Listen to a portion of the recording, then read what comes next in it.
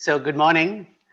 I'm coming to you from Portland, Oregon, which was recorded in the World Almanac as one of the most polluted city just a week ago. And thanks to a forest fire, which devastated our cities and counties and inhabitants, and also decimated our economy slightly. And the city of Portland was completely filled with smoke, and we couldn't go out for several days. We were under lockdown because of very heavily polluted smoke. And the World Almanac said Portland was the most polluted city in the world, number one. Number two was Vancouver, BC, Canada. I couldn't believe it when I saw that because I went to school in Vancouver, BC, Canada years ago. Be as it may, today I get an opportunity to present an interesting case. And the reason for the presentation is mainly to point out the discussion part of this case, and also to bring it up to date, things and nuances that you may not be aware of. So here we go. This is a 42-year-old man who was involved in a motor vehicle accident. He was wearing a seat belt and he was drinking coffee while driving, which is a no-no. He was alert, verbalizing when he came to the local community hospital, and he was complaining of right-sided chest pain and back pain. In the community hospital, his vital signs were as follows. His temperature was 99.2, pulse rate of 92, blood pressure of 120/90. His oximetry read 98%. Clinical examination showed normal chest examination, unremarkable abdominal examination. He was not particularly tender anywhere, and his laboratory workup was hemoglobin of 12.4, white count of 12,000. He did have a chest X-ray, electrocardiogram, and he also had an LDH drawn during his admission to the community hospital.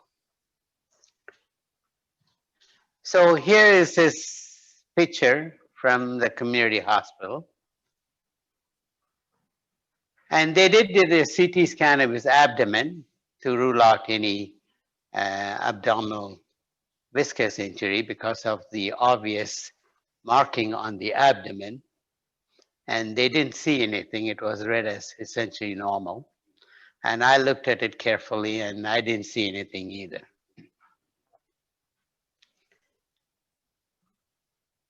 They also did a examination. They did a X-ray of his back because I was complaining of back pain. It was read as normal, but that is not quite correct. As you can see in one of the lumbar spine there, I think it's L2, and there is suspicion. There is an anterior compression fracture, even though it is slight, but it is there. So he was observed for about 8 hours, and then he was discharged with no follow-up instruction.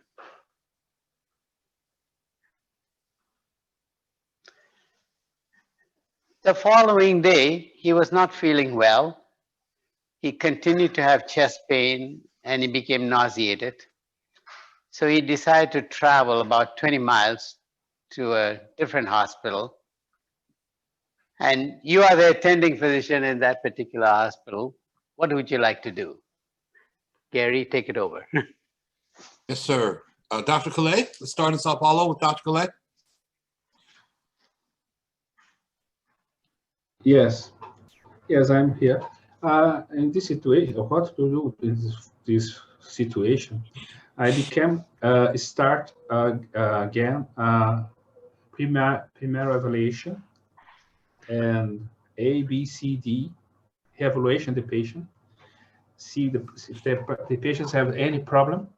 A secondary exam of this patient abdominal chest examination. There is some changing of the initial exams in the other hospital or a week ago, and then abdominal exam.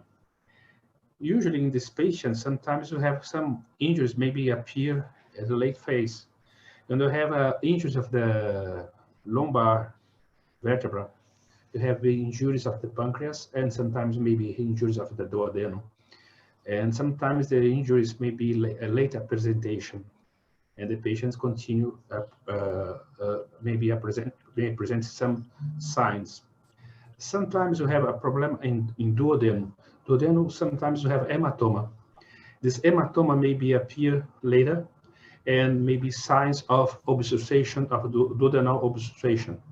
Sometimes the patient may come with pain, and sometimes may come with vomit. So in this situation, after the initial assessment of the patient again, I go to make a new CT exam. That's the way I go. Thank you, Dr. Calais. Let's go to Campinas, Dr. Fraga.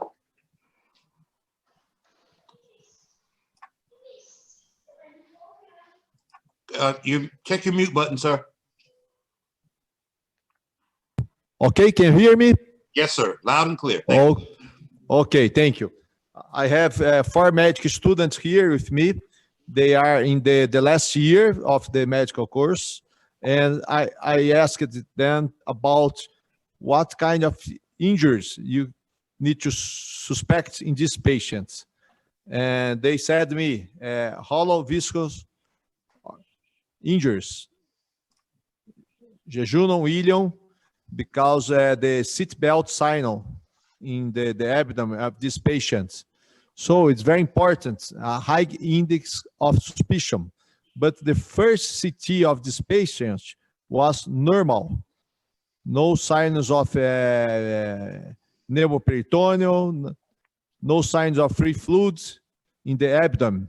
But I think you need to keep the suspicion of this kind of injury, because when the patient go direct from the trauma scene immediately to the hospital, few minutes after the trauma, sometimes there is no time to have some findings in the exam.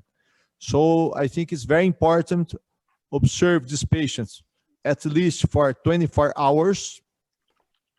No discharge these patients before this patient has not pain, because sometimes you have a missing injury in the small bowel. And I agree with Dr. Collet, when you have fracture and lumbar fracture, you need to have a high index suspicion of duodenal injury.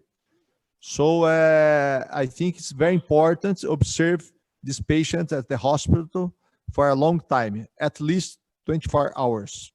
And if the patient arrives in another hospital, probably I will have another CT. If necessary, you can give water or contrast to the patient to increase the sensibility of the exam. This is the first approach in the other hospital. Thank you, Dr. Fraga. Peru, Dr. Caron, Dr. Calderon. Yes, good morning. Actually, Dr. Fraga already said it all. If this patient seems to be hemodynamically stable and with a normal abdominal exam besides the seatbelt sign, but we still have in mind that he could have a hollow viscous injury, either a small bowel or duodenum. So in my hospital, in our hospital, we keep this patient at least 48 hours under observations with serial labs, serial abdominal examinations, because when we have these injuries, the patient can feel very well until, let's say, 2 or 3 days later, when he finally has obvious peritoneal signs. So I think this patient deserved more observation before being discharged. Well, it has already been done. He's already coming to my emergency. What I would do, just start it all over again. Just have the ABCDE, have in mind the vital signs, get a set of labs, and I will repeat all the imagings once again. And I think I will find something new in the new imagings. And that loop vertebral fracture could be stable, but it should be assessed at least by a neurosurgeon. Thank you. Thank you, sir. All right, Dr. Ontrack, your comments, please. Yes, I agree with all the other comments. And in addition to the changes in the lumbar spine, I think the L2 looks like it might be chronic. There's some bridging or lipping at the lower end of that vertebra, but still there's a possibility that it could have been an acute injury. Also on the CT scan, I thought there was a lucency in the right rectus muscle laterally, and that slice that you showed, Dr. Cassim. So, and that was asymmetrical. So that might have been something related to a seatbelt injury. And I would repeat all the studies, like everyone said, start over, and also the EKG, because even though he was seatbelted, I suppose he could have a myocardial contusion that could be causing nausea and chest pain. I don't know about right chest pain, but I agree that the others need to start over, be very, very careful, because he decided to drive 20 miles to get to a better hospital. So there's something wrong. Thank you, sir. Let's go to Ryder, to Dr. Ruiz. Thank you, Gary. I agree with what the other colleagues have stated. This patient has a couple of things, and one is the seatbelt sign. In the absence of clear peritonitis, this is for the trainees that are listening to this. In the absence of clear peritonitis on a patient that has blunt trauma, the presence of seatbelt sign is the one finding on physical exam that confers a higher chance for trauma, both solid and hollow viscous injury. That's one. The other one is that there is a vertebral fracture. I couldn't really see well the fracture, but this is another sign in imaging that could be related to hollow viscous injury. I'm not sure if this is a chance fracture. I couldn't see the imaging, but it could be a chance fracture. So I agree with the colleagues. The first thing that I would do is just do what we've been doing for 500 years. Just asking the patient what's going on. What does it mean? Doesn't feel well. Do a good physical exam. 90% of the diagnosis is going to be on the history and the physical exam, and most likely the workup is going to include some sort of abdominal imaging, probably a CT scan and some lab work. Thank you, Dr. Ruiz. Dr. Holanda, would you like to comment, sir? Okay. Do we have any other comments before we return to Dr. Cassim? Yeah, just a comment. So this kind of situation is very concerning to me. When have the seatbelt sign, and this may be one of the few situations where the DPL still can have a role. You know, this patient need to be in the hospital for sure 24 hours observation at least. But this is the one that you should do a DPL. You see interior content. It can be more specific than the CT scan, or even if you can see the ratio between white cells and red cells. But for sure, this patient, at least a rider, I think he would stay admitted for in the hospital for observation. But I'm looking forward to see what else the patient had. So, but the seatbelt sign was very concerning to me. Thank you, Dr. Marttos. Dr. Hakim, did you have a comment, sir? Yes, Derek. Actually, the spine is a concern. It has a possibility of being a chance fracture depending on the mechanism of injury. And if I could see the X-ray properly, there was a crack in the posterior elements. I'm not very sure about the quality of that X-ray. Regarding the chest, did I hear Dr. Cassim rightly that only the CT abdomen was done? The CT chest was not done to rule out rib fractures, depending on the seat belt sign in the chest. And that's correct. Yes, they did not do a CT of the chest. All right. And I do agree with all the comments that pancreas is a chance. I mean, there is a chance of injury because it didn't come up in the first CT scan, but we have to have a high index of suspicion for a bowel injury. Thank you. Thank you, Dr. Hakim. If we have no more comments, Dr. Cassim, please continue. So before I continue, everybody, several speakers have mentioned the name chance fracture. And as Dr. Fraga said that we have medical trainees in attendance, so I thought I will tell you a little bit about Dr. Chance. Dr. Chance was Dr. G.Q. Chance. He was a radiologist. He practiced at Manchester Infirmary in England in the 1940s. He was the first one to describe the lumbar spine may be vulnerable to seatbelt injuries, hence his name became synonymous with lumbar fracture with seatbelt injury, hence a chance fracture. In a head-on collision, a patient wearing a lap belt tends to suddenly flex his spine at the waist, creating severe stress in the posterior part of the body, especially in the vertebrae. This is known as seatbelt fracture or chance fracture, and it is a flexion distraction injury. And there are two types of chance fractures noted.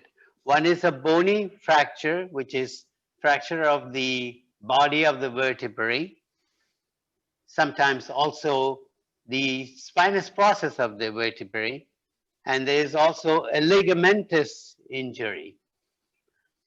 The distinction is important because the bony fracture are relatively stable. They don't usually get displaced, hence it does not require any surgical intervention. But when there is a ligamentous injury, one has to be careful that this may require surgical intervention, hence a back surgeon, orthopedic surgeon, neurosurgeon should be consulted. The fracture itself is divided into three parts: anterior, middle, and posterior. These typically occur on T12, L1, L2, and the best examination for this is CT scan. So that is a little blurb on the chance fracture. So we'll move on. This is what we did. We re-examined the patient.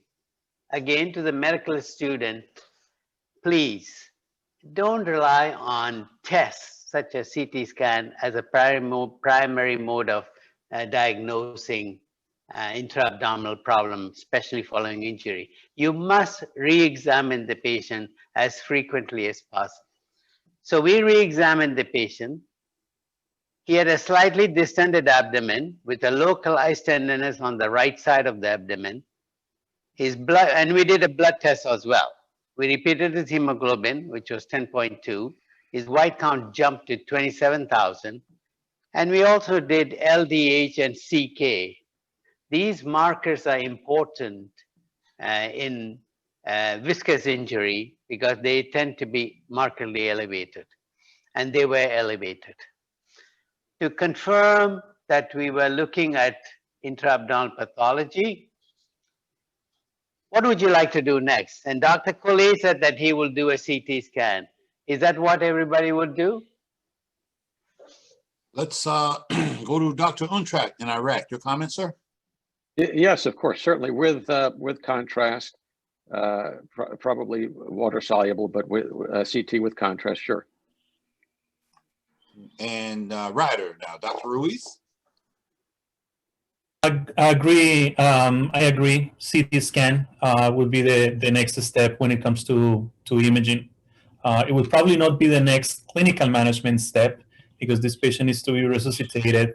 He's going to need antibiotics before we send him out to imaging. But if it's imaging, it will be a CT scan of the abdomen and the pelvis, and include the chest on those cuts. Thank you, Dr. Ruiz. Dr. Calderon in Peru, your comment, sir? Okay, I will need a CT scan of the chest, definitely. But if I can have the imaging from the outside hospital, I would say that I don't need a new CT scan of the abdomen, and I would post the patient for laparoscopy. Thank you. Thank you, sir. Campinas, Dr. Fraga, your comments, please. Yes, I agree to have a new CT, abdomen and the chest too, because I don't know if probably no chest CT in the other hospital. It's very important because of deceleration. Look for the aorta if there's a injury of the mediastinal, is very important because high energy, this trauma. And I think a new CT of the abdomen is very important. But something is going wrong in these patients. Leukocytosis, abdominal pain, probably the patient has an injury. But let's have the CT first.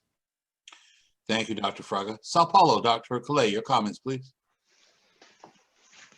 Yes, I have several thoughts that I go to these patients to repeat their angio CT because sometimes it's helpful to decide what to do with the patient.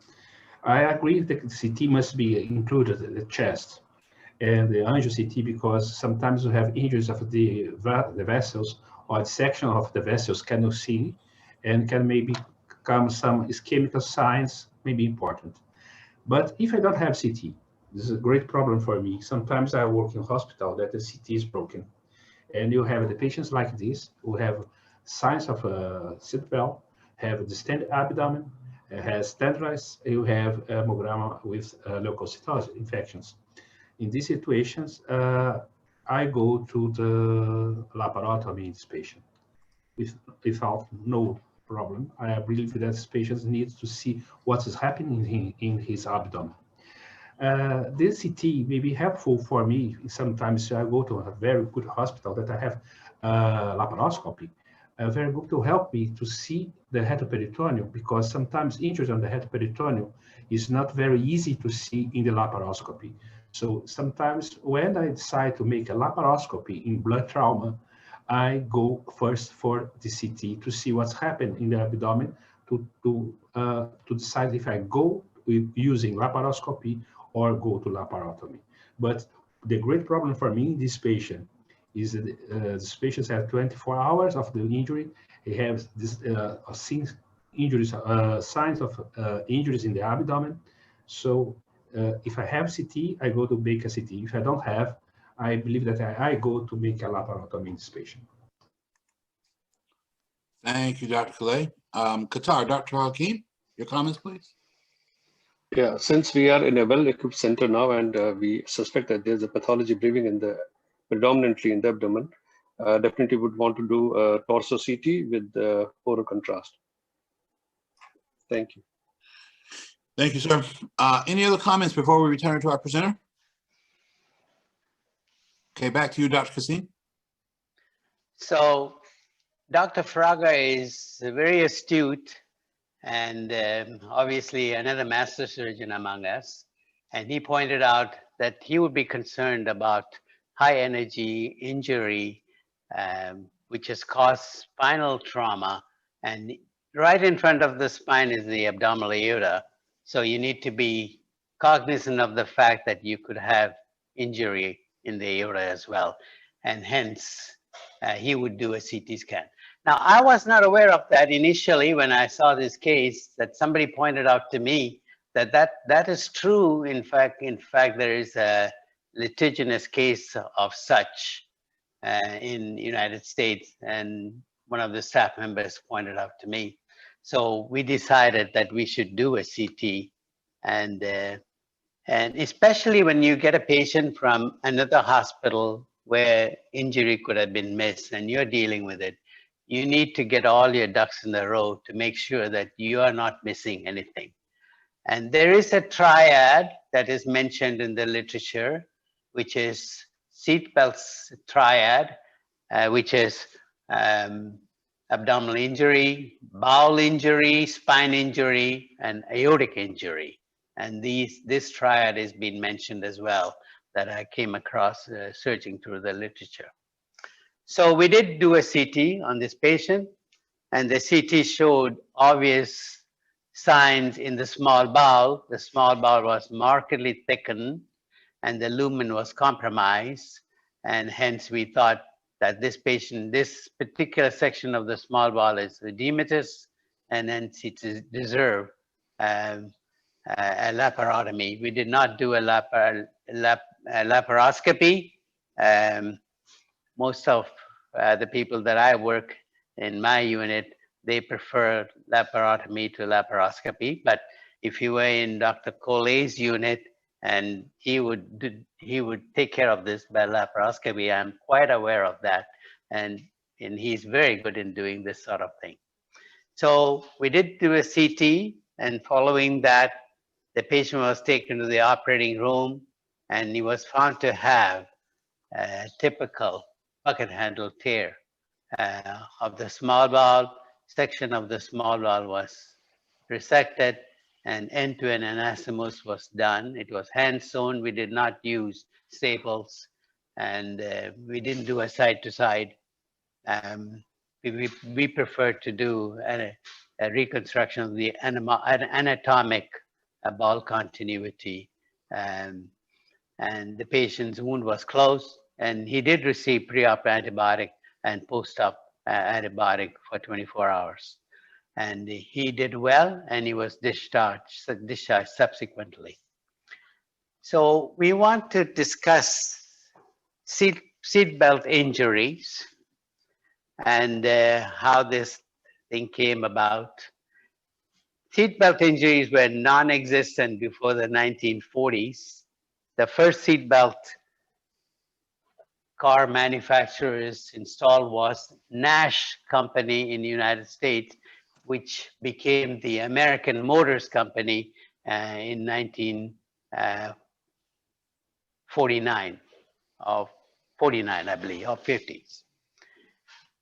And Saab was the first company in the world to make it universal in their cars, and the Swedish government mandated having seatbelt installed in all of the automobile in Sweden at that time, and this was in 1955.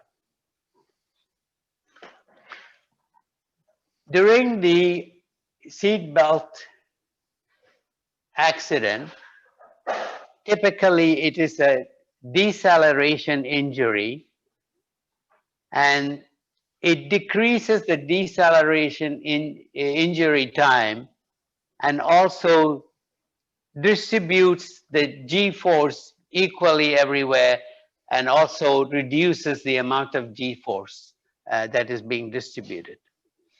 It is an abrupt deceleration that occurs, and hence the area where the injury to the bowel occurs is mostly between the ligamentum trites and the ileocecal valve, and it could occur anywhere in this area.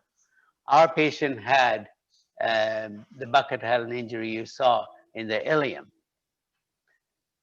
The lap belt itself causes lumbar spine, spleen, pancreas, urogenital injury.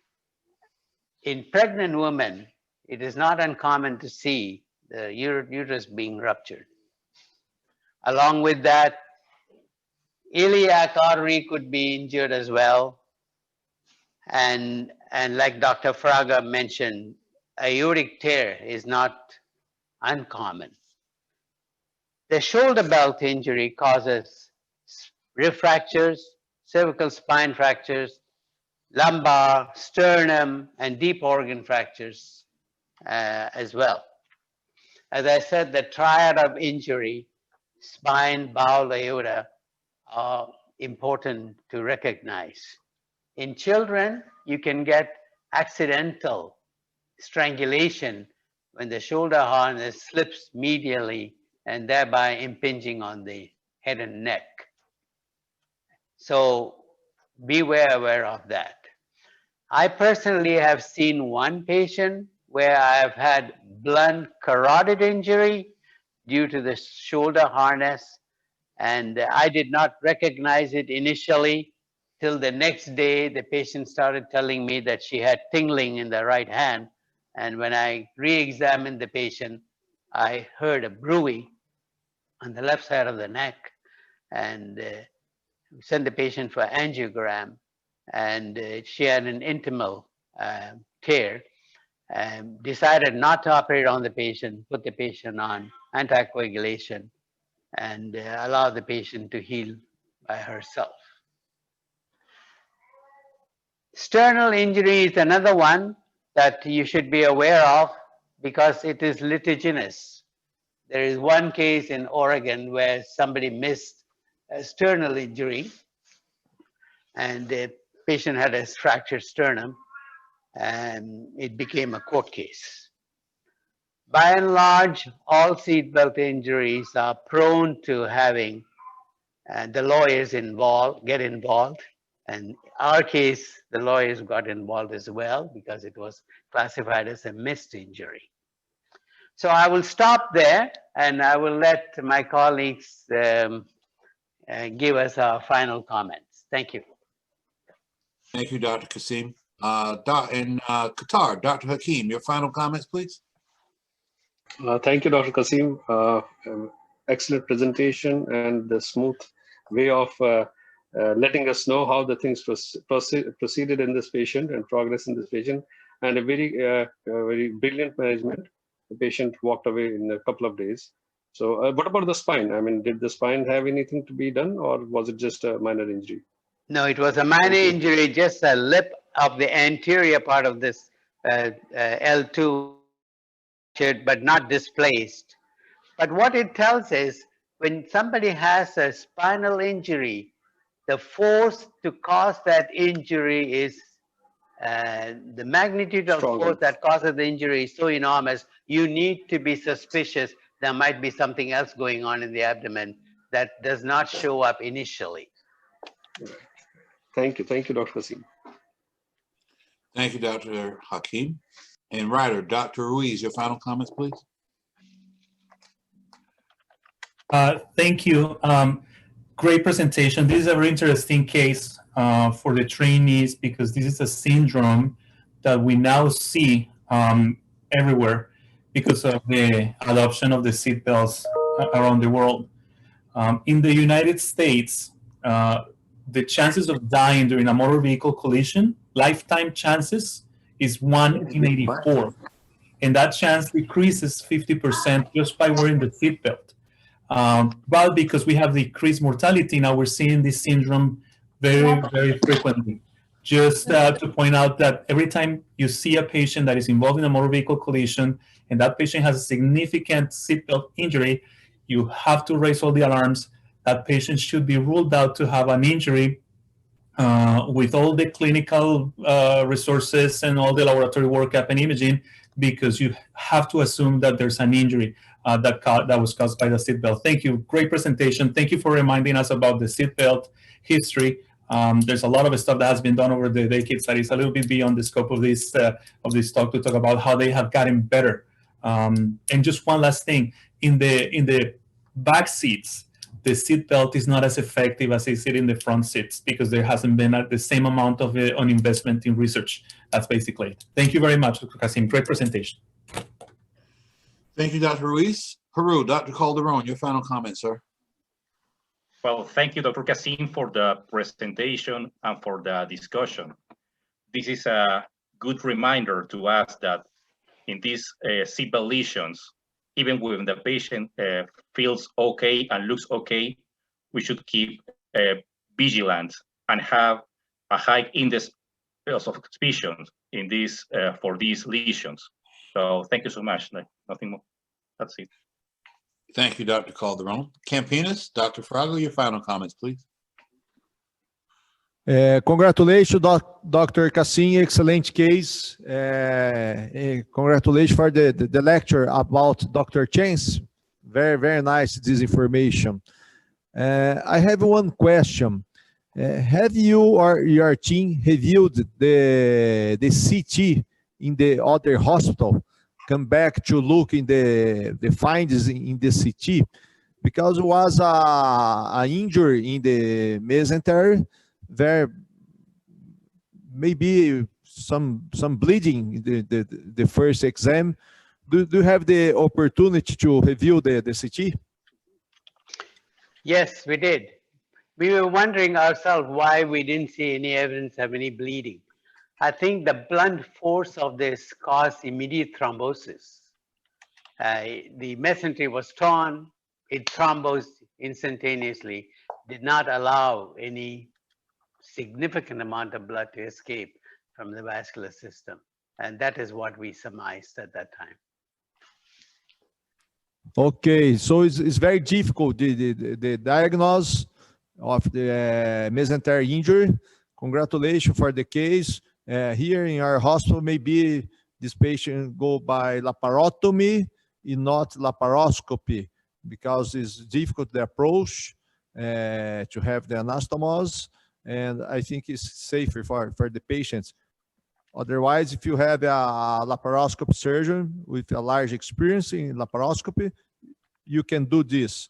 But usually the trauma surgeons are not as skilled to have anastomose at the emergence. So congratulations for the case.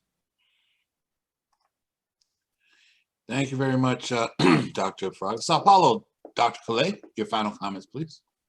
Yes, I have congratulations for Dr. Cassim for the case. Very interesting case, very interesting history of the seatbelt. I agree with all comments, but I think there are a problem of the seatbelt injuries.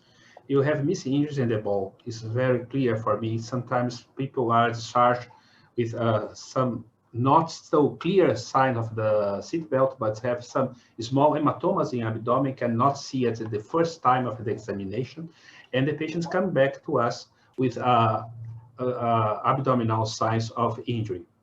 And I have to remember that you have the injuries of the ball, the small ball, that you have injuries of the mesentery, you have the injuries of the visceral, the wall of the visceral, and the necrosis that can be later, and obstruction because the tear of the mesentery, sometimes the tear of the mesentery permits the invagination or introduction of the ball through the hole, and maybe obstruction can be later. And sometimes I see patients have ball injuries, maybe come tamponate and come later days later, with obstruction. In this situation, you can see the CT. You can see very clear there is a small ball injuries. There are no vessel injuries. There are no great problem. I believe this patient can be helpful for start the surgery with laparoscopy. You can see the laparoscopy, you can see the injury, you can see the hold the ball and see if there is only one injury, and you can sometimes fix it with the laparoscopy, or can make a small injury of the abdominal wall, put the ball through this incision, make the anastomose, and put the ball through the abdomen and close the abdomen. Sometimes I believe that the great problem for the patients is the abdominal incision. At the early problems, there is no problem, but later, sometimes the hernia is very difficult sometimes to treat because the patients avoid to treat some injuries again by surgery, and the hernias become bigger and may be difficult to treat. I have to remember one thing that today is very, very important to see when you have seatbelt injuries. You have to don't missing a wall injury, abdominal wall injuries. The seatbelt can make injuries of the abdomen, of the muscles, and sometimes later injuries maybe appear some more hernia for the abdomen in this situation. Sometimes when you see the CT, you are going to look for ball injuries, aorta injuries, vessel injuries, but the abdominal wall you don't see.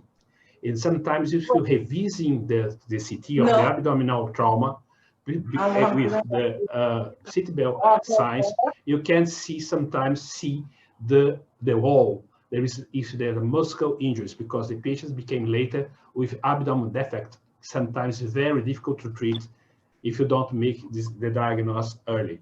So I have congratulations to Dr. Cassim for the case. This case is very important. Missing injuries is very common in these situations, and we have to try to avoid missing this issue. Thank you, Dr. Cassim, for the presentation. Thank you, Dr. Calais. Iraq, Dr. Untrack, your comments, sir. Yes, obviously, very nice case, and I take it goes without saying that the aorta was not injured.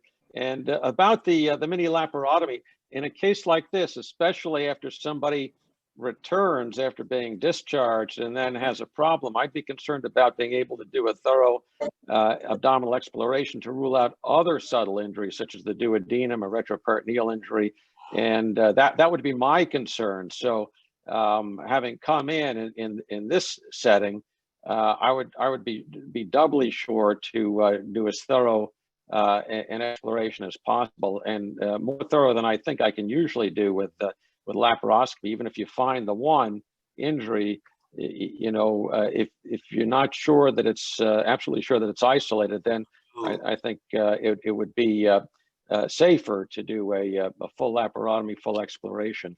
And